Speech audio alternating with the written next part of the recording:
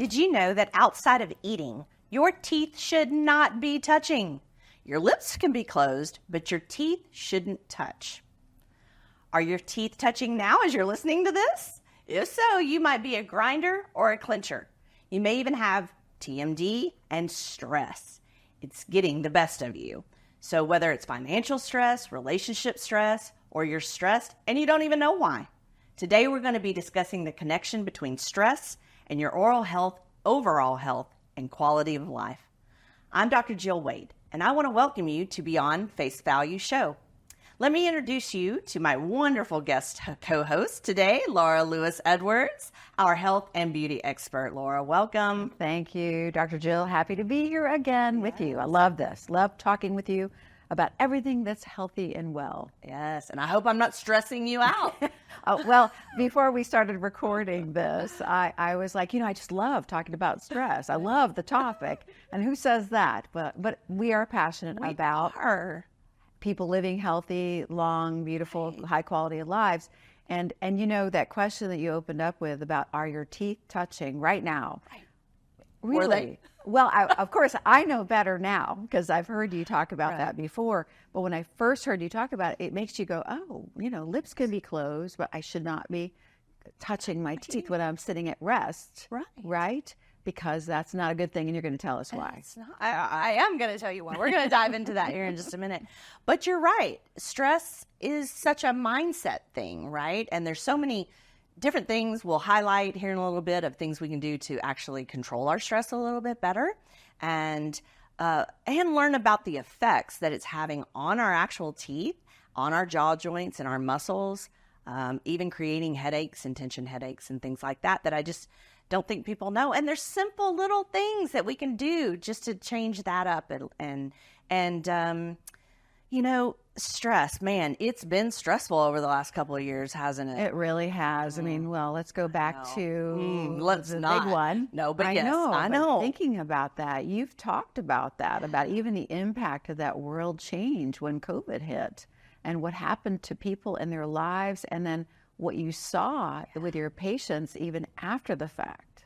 It was crazy. My patient base, because we do have a dental practice that obviously does cosmetics, but we also focus on dental wellness. So we're always treating the patient as a whole person, not just their teeth. They're not drill them, bill them, fill them kind of dentist.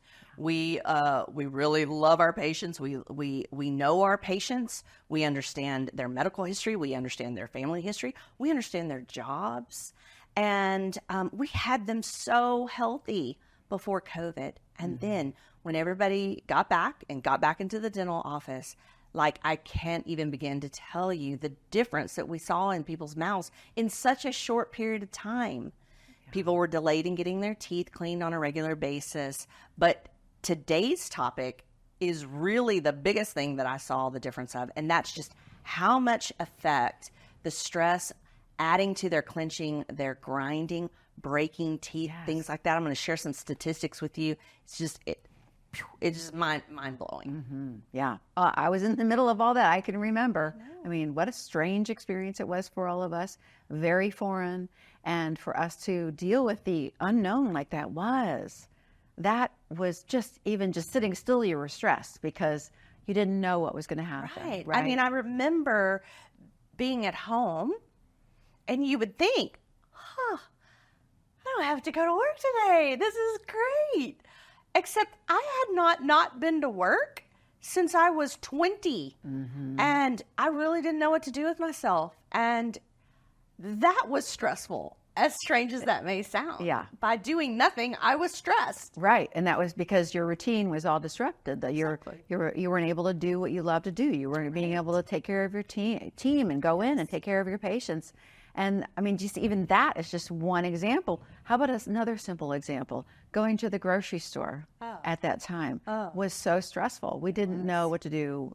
At least a lot of us didn't, right? That for me, I always have grocery store stories, and that's one of them was like, wow, going in for the first time and having to have this new routine that they wanted you to have, or being afraid of, well, I brought groceries home, but is it okay? So just the little things that changed in our lives caused so much stress. Agreed. Relationships. I won't touch on that too much, but let's just, statistically look at what happened. It either made you really love who you were with a lot more and appreciate them, or we had a lot of families that decided that they weren't a right fit for each other, and the stress of it all just really made them decide to split. Yep. Just like the teeth did. Oh, that was a great segue. Thank you. I'm going to applaud you for that one. It was very good. Thank you. Okay, so everybody manifests stress, and everybody manifests it differently. Some people can be, busy all day long, juggle all these balls, and it's really not stressful for them. It's kind of like what they like to do. It's their lifestyle, right? And then there's other people who any change, like you said, in disruption in their daily pattern of life gets really, really stressful. But guess what they do? They do all work it out, just in different ways. So some people at night will work it out while they're asleep, being clinchers and grinders. So if you're prone to stress, but you're internalizing the stress, it could manifest with the grinding. At night. When you're asleep, subconsciously. Yeah. So I think one of my biggest things that I want to be sure to encourage people is that if you are that type of person, to find other lifestyle changes and additions so that you find things that you like to do, right? Exercise, meditate, journal, color, sing, spend time with your family, go outside, take a walk, do all these kinds of things. These lifestyle changes will help you process stress differently. And basically, I'll tell you why here in just a minute, but it's going to get you up and off of your teeth. Oh, okay. Off your teeth. Because you're actually doing something that's going to allow you to do something with the stress. To release it. To release it.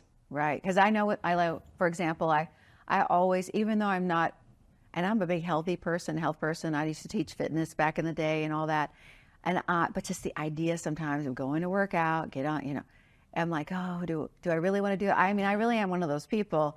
But then once I do it, I feel so good. For me, it's a great stress reliever, and I'm a better person for it. Not only just for the health part of it, muscles, heart, everything else, but mentally and emotionally, there's just something about it that for me, it works to release the stress. Absolutely. I'm amazed sometimes that when I'm in people's mouth and I see obvious signs of stress, related grinding or clenching, and I gently try to tell people what I'm seeing and that I, quote, diagnose them as that. How many of them are like, I don't do that. I'm not a clincher. I'm not a grinder. I'm like, oh, okay. So it takes a little bit of time to educate people. Now, we use photographs in our office very well. Intraoral camera, little teeny tiny camera that goes in and shows great pictures of the teeth. And pictures are worth 1,000 words because you can actually literally show them just like a puzzle piece of one thing going across the other and it actually changing the shape of the tooth until it makes like a shape that's not really the way the tooth is. It's actually literally deteriorating the teeth over time. Right. And then once I show them pictures, they're a believer. Right? Yeah, because I think it would be very difficult to know that you are grinding because you're asleep and it's subconscious. And you're like, and this is what's normal in your mouth, right? It says this is a normal thing. But to show the pictures. Show the pictures. It's very powerful. Yes. Very powerful. So how do we, let's do this real quick. I have some great statistics that happened after COVID. Okay. Which just proves how much stress affects like the breakdown or the breakage of teeth, if I can get to it here for a second. Okay. So the American Dental Association, who's kind of our guru of dentistry, they came out very quickly after COVID with these statistics. And I'm telling you, to me as a dentist, this is staggering. 71% increase overall, the whole population of the U.S., for teeth grinding and clenching. 71% increase. Okay. Not just was there, it increased 71%. Almost double. Almost double. 63% increase in chipped teeth reported by dentistry. 62% increase in TMJ or TMD symptoms, which is the jaw joint. And clenching. Fires that up and starts to irritate it. Okay. And here's the staggering one, 63% of cracked teeth. Literally putting enough pressure 63% increase in cracked in teeth. cracked teeth after COVID. I mean, like quickly after COVID. And that's what we saw in our practice as well. And I'm always telling people, like, think about it. If it's really simple thought process, it's like a hinge. So our mouth is like a hinge. And when it opens and closes, the most pressure that you apply or can apply is at the farthest point in the back. And so when you can apply extra pressure back there, it's not used to, you're not wearing a night guard or any kind of retainers in your mouth to protect. Create that barrier. Yes. Okay. The pressure itself was so high for so many people that it literally broke or split teeth. I've heard this before from other people and dentists and people it happened to. And that was just because of the intensity of the stress and the grinding and that pressure you're talking about. Because the teeth aren't just, infallible, right? I mean, that you got to take care of your teeth, keep them strong. But They are very strong, But there is a limit. Yes. So, Laura, we're talking about subconscious grinding at night with our teeth. A lot of times this also includes just in general, sleep not being as good. And so it's just this weird, vicious cycle that begins to happen. Which came first, the chicken or the egg? Did our sleep get disrupted? And then we started grinding our teeth more? Did we start grinding our teeth more, not breathing quite right? And then now we have a whole bunch of nights that are no longer good sleep patterns because then that makes you tired, exhausted. Right. And what do you think that does? It just adds to the stress, right? So it is this vicious cycle. Vicious cycle. Vicious cycle. So we're going to come up and we're now going to talk about some of the different solutions, easy solutions, affordable solutions that you too can do to stop so much clenching and grinding and stress. Okay. Okay. Let's talk about it. All right. So if I said earlier that your teeth aren't supposed to be touching unless you're chewing your food, how much time a day is that really? Not much. Well, not much really, No, right? not really. Maybe 30 minutes, maybe at the most 45 minutes if you added breakfast, lunch, and dinner, right? Right. So the rest of the day, they're not supposed to be touching. But what happens is a lot of people chew gum. When you chew gum for hours at a time, what do you think is happening to your teeth? They're touching too much. You're almost grinding, right? You are. It's Yes. like you're grinding food. Now it's gum. So in your mind, you're not thinking it's the same thing. But it is because you're grinding through the gum, the teeth touch, and now you're grinding all day long. So to me, if you are a gum chewer, that is the first thing that you need to really cut back on. I usually say buy some type of gum that's like ice, which is a xylitol gum, very soft, but it only keeps its flavor for about 5 minutes. Okay. So when the flavor's gone, Toss it out. toss it out. Okay. Toss it out. Be really mindful of the gums that you're chewing. The longer the lasting flavor, really probably not that great for you because you're going to keep it in your mouth and you're going to keep chewing longer. Right. Great tip. Love that tip. And guess what? It doesn't cost you anything unless you break your tooth. And then that cost is substantial compared to just stopping. because if you break your teeth, well, you chip it, then you might be able to bond it, which isn't as expensive, right? But if you split your tooth, I mean, that's like, When you split a tooth into two different sections, like it's tooth loss. We don't have any way to fix that. We have to take that out and look at dental implants or bridges and things like that. Now, you can have a crack in a tooth and still typically be able to save it with a crown. And so most people, not all cases, but most people have a start of a fracture of a tooth in a crack form, which is why we suggest putting a crown on it. Think of a crown like a baseball cap. You put it on and over it so it squeezes it together so that it can't split or break. Because remember, I just said, once it splits or breaks, we can't fix it. You're going to lose it. Tooth is gone. Tooth is gone. Got to go down that dental implant route. Right. And that's not an easy. It's easier than it used to be when I first started in dentistry, but it's still not easy. I've never had it done, but I've talked to people just about the length of time that it takes even to just get a dental implant and the expense. And so, we like to talk about that all the time, right? What's the cost of doing something and the investment of doing it versus the cost of not doing it. Right. Yeah. And so to me, let's talk about something else that can protect them at night when you're sleeping, subconsciously grinding on things. And that's retainers or night guards. Mm-hmm. I'm a fan. I wear my night guard every single night now. I am too. I always tell people that think of it like an insurance policy. The investment that you're going to make on, let's say, retainers, $250 to maybe $350. And it's going to, if you take care of it, it's going to last for years. You just break one tooth. Yeah. The investment's worth it. Right. I agree.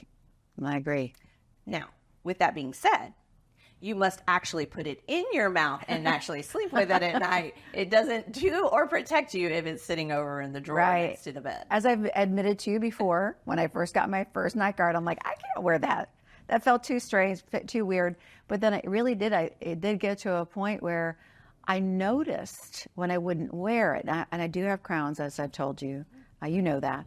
And only on the top.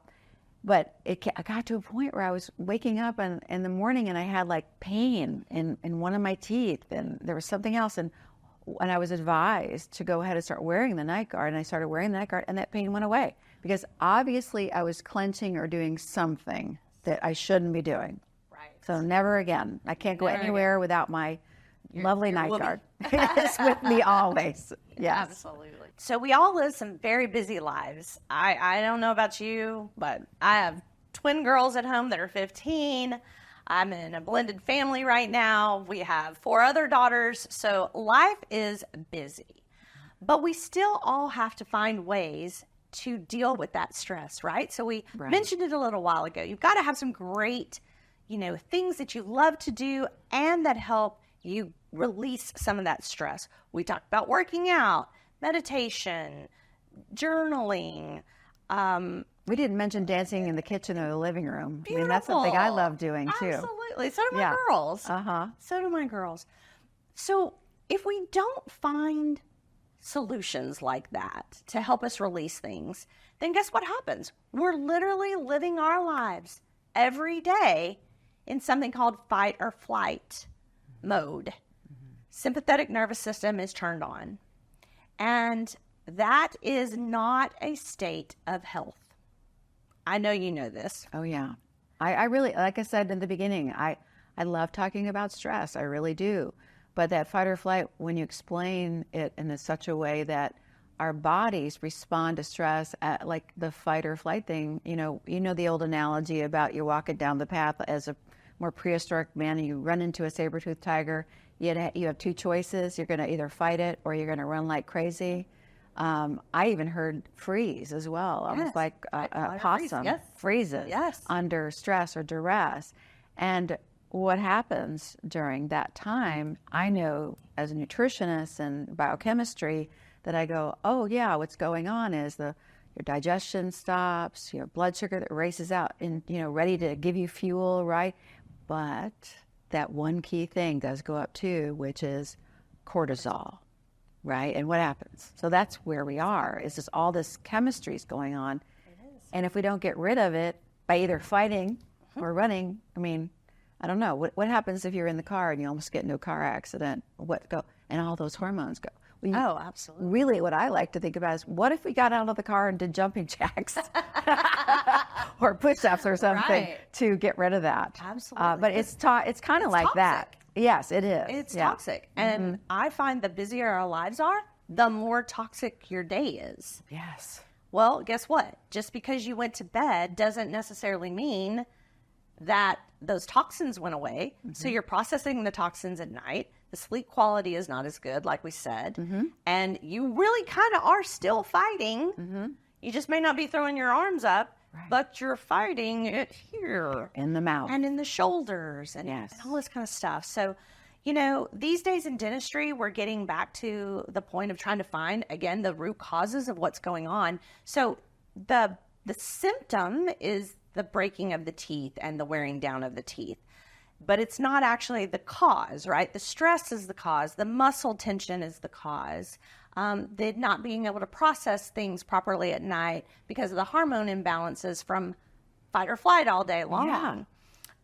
So again, we have to get back to the root cause of what's going on.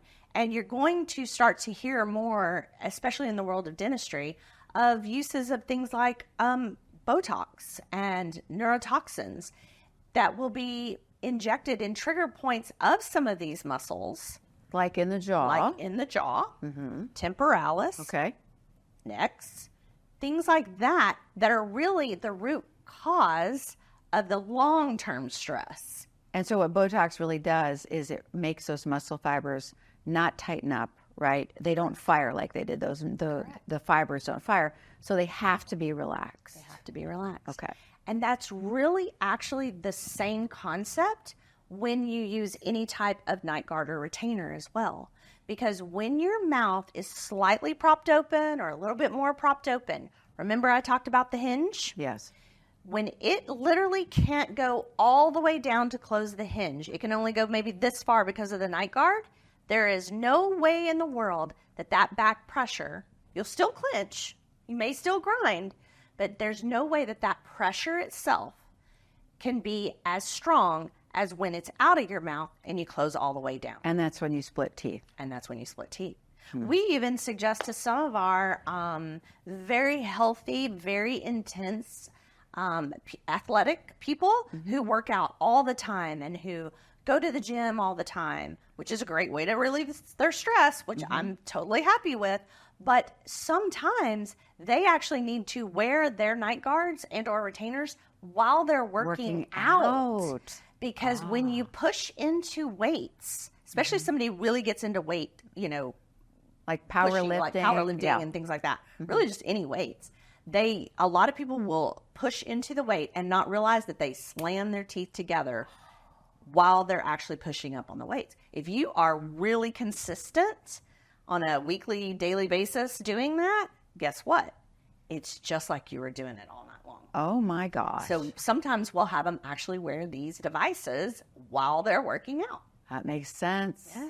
I mean, I look at this is playoff time, this time of year when we're doing this show. And to see the sports, the athletes wearing their guards and protecting their teeth. And I'm always so happy to see that. But I wonder how many of them in the middle of the stress of the game, it's even helping them not bring their teeth together and grind in the middle of that. On that too, because it's part of concussion protocol. Oh, okay.